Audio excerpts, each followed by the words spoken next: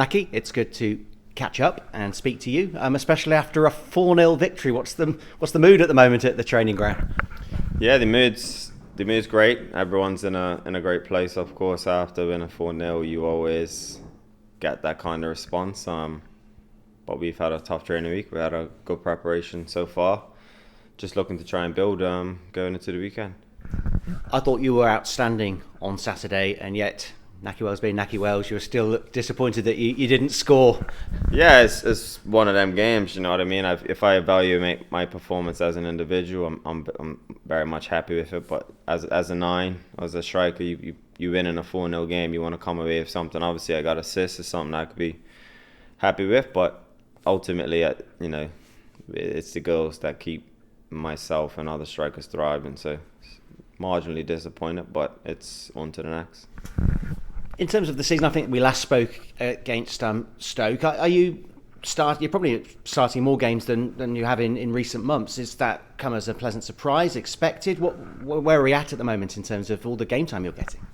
Yeah, no, I mean, if you would have asked me this at the beginning of the season, I probably couldn't foresee this. The gaffer obviously changed things up. He gave me opportunity, and I felt I've been thoroughly deserving of the starting role.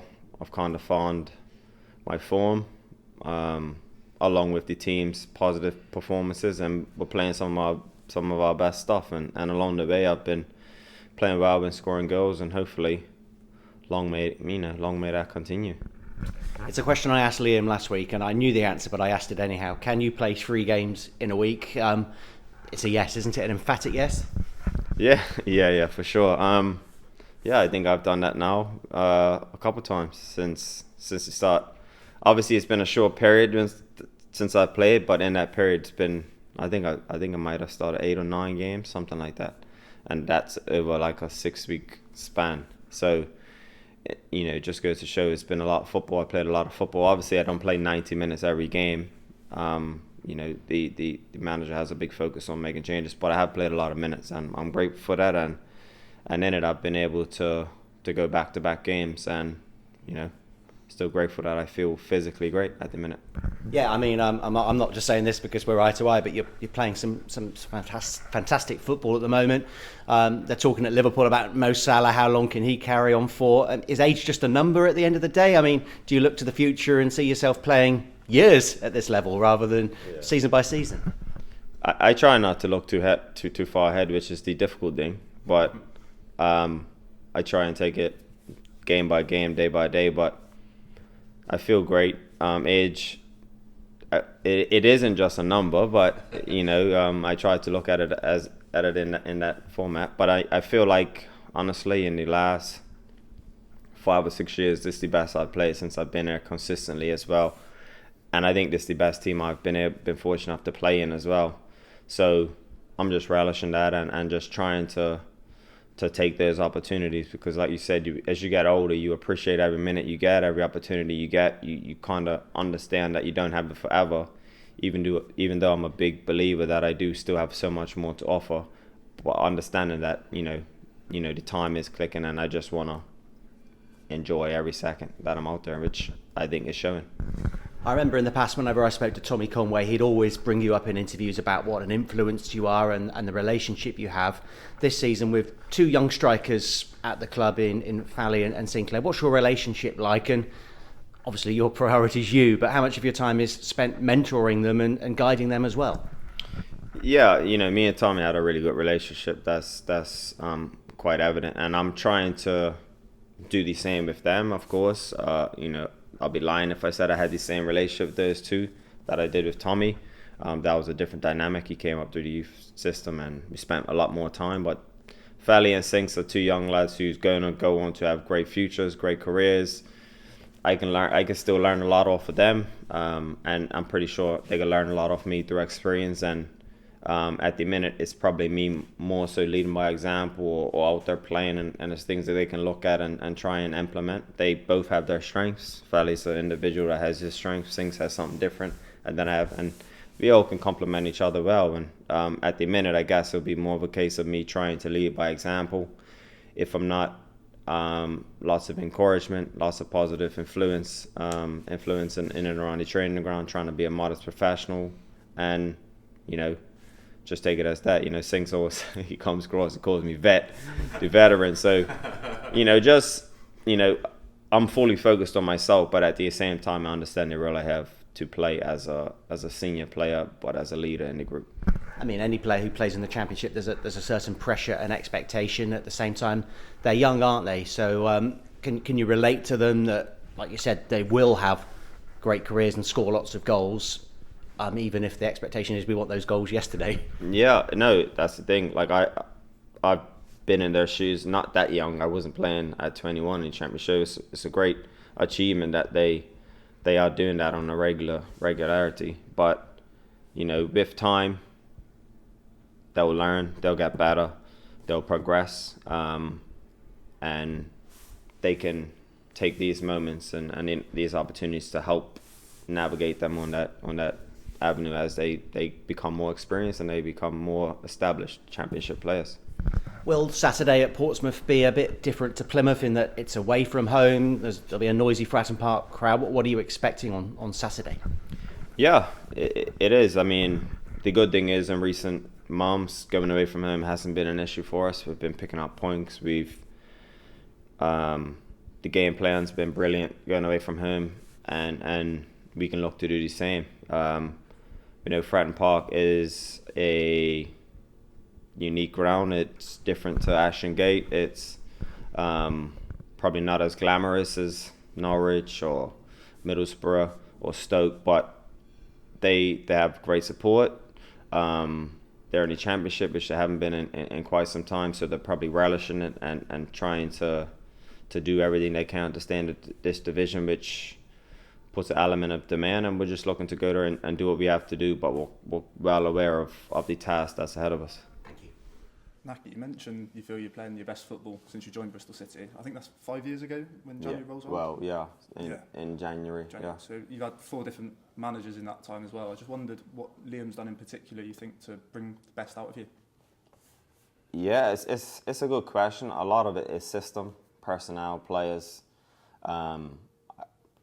It's no denying that I feel like I thrive with a lot of creativity around me, and now this is, this side has an abundance of that. At times I played in sides where we're very much off the cuff. Under Nigel, he was very good in transition, very good in kind of winning the ball back and exploiting those places. Now it's about dominating possession, trying to play in the lines, building relationships with the 10s and the players that are in and around me. And now we have an abundance of that creativity, and I think that's where I feel like I'll always thrive my best, because I feel like I'm a good finisher, good movement, things in and around the box, and I have an eye for goal. So that's a big element. Obviously, the manager's, as a person, is a great person. A lot's happened since he's been in, personally, for him as well. And those tough moments obviously help you bring the group together. And on that note, he's allowed me now to give me an opportunity where I didn't really get that before. I had a game or two, and then I came out. Tommy started a game or two, so I found it difficult to really put a run together, and rightly so. At times, Tommy was deserving of the starting position last season, and I had to kind of buy my time, and I was just fortunate enough to take that. And now he's put that trust in me, and I think in return, if I haven't scored, I've put in a really good performance, and that's the emphasis to take forward. Do you find it easier, like starting games, to get involved sometimes? Because I know Sinks and Fally, they've had a bit of probably unfair criticism where they've come on and not seen loads of the ball. Is it easier as a striker to start and get to grips with the game? Yeah, it doesn't. Personally, it doesn't matter how much experience you get of coming on. Is always difficult. I had that, for the first 10 games, I was coming on as a second 10. Or come on as a striker for a few minutes. You don't have that consistency. At that stage, sometimes the games are said and done. It's hard to have an impact. It's so I understand it, and there's going to be criticism. There's always, I've been there. It's been me for loads parts of my career. It's been them. It's difficult as a sub. It's important to just try and come on and make as much of a bright spot as you can. Obviously, the other night it was great to see Saints come on and get a goal. I'm sure that would have been a big weight off his shoulders. And, you know, it's never easy, and it's about, you know, just trying to make as much of an impact as you can in that short space of time that you get when you do come on as a sub. Liam mentioned on Saturday that you're as involved with the work they've done with Sinks and Fally of trying to add that extra bit of composure, extra touch in the box. You're as involved in those training sessions. Do you still feel that you have another level to reach and like more to learn, even though you're at the stage of your career you are? No, you definitely can always learn. You may not be able to get better physically, but mentally you can, you know, and you learn to adapt your game in somewhat. The good thing is my game is still built on a lot of agility and movement and athleticism, because that's what's got me here today. So I, you know, as long as I still have that, I'm got everything else. But while I'm keeping that, it's always improving the finishing, it's also improving the mental side, the thinking, opposed to having to, you know, feel like you need to do everything physically, and that's where you get the experience. And I think in this chapter of my career, I think that's what's common, and being probably an all-round team player has improved. You mentioned that added creativity around you. I just wondered if you have to change your game at all. When we saw Scott start number 10 Saturday, you know, Max has played there, George Ertie's played there. As a striker, how much do you have to change your game depending on who's behind you? Yeah, that is a good question. You do kind of have to. It's not necessarily change your game, it's understanding what the game needs. It's understanding Birdie's strengths. So, you know, I had a good bit of run with Birdie next to me, Anis next to me. Knowing what Birdie likes, building those relationships. Crazy enough, that was my first start with Twiney since he's been in. It's almost a year. So surprisingly, so still learning his game, still learning what he needs and what he wants from me to help him, and trying to offer him the right runs and building those relationships. But you really only get those from time in the training ground and opportunities in matches. And with that is, for me, it's great to know that I have Anis there, I have George Erfie there, I have Scott Twine there, I have you there, I have Sykesy there, I have Harry Corn. Like, that's an abundance of creative sparks that I just have to get aligned to know what they need from me and what the game presents. And as a nine, it's knowing that plenty of opportunities will come from that. It's about taking them. I wanted to just touch on your future. Am I right in saying your contract's up at the end of the season? Yeah. Have there been any discussions about extending anything yet? Was that for later down the line? Yeah, no, there's been no discussions of that at the minute. I'm just trying to let my football do the talking. I know at this stage in your career, it's, you know, you're not going to be prioritised like probably some of the younger players who have bigger values, and I guess what's meant to be will be. And if I continue to play in this have this rich vein of form and keep scoring and keep contributing, then I think we all know the answer to the question of what will happen. But fingers crossed we could cross that bridge sooner or later. But yeah, no clue what's happened. I'm up at the end of the year, and I'm fighting for a contract and my future. But you're happy here. I know you've been here so long. Like we said, if it was your choice now, you'd want to stay. Yeah, I don't even have to answer that question. I think everyone knows my view to the club, my view to the city, everything about the football club, and you know, not to toot my own horn, but the impact I can have on a club, I think is enough to say. So I just have to then let the football do the talk and prove that I'm worth keeping around. Just want to touch on Saturday finally. I asked Chris and he basically shut it down completely. As a player, when you're going away to a team that's struggled this season, does that come into your thinking, your preparation at all, or do you not even worry about Portsmouth's form?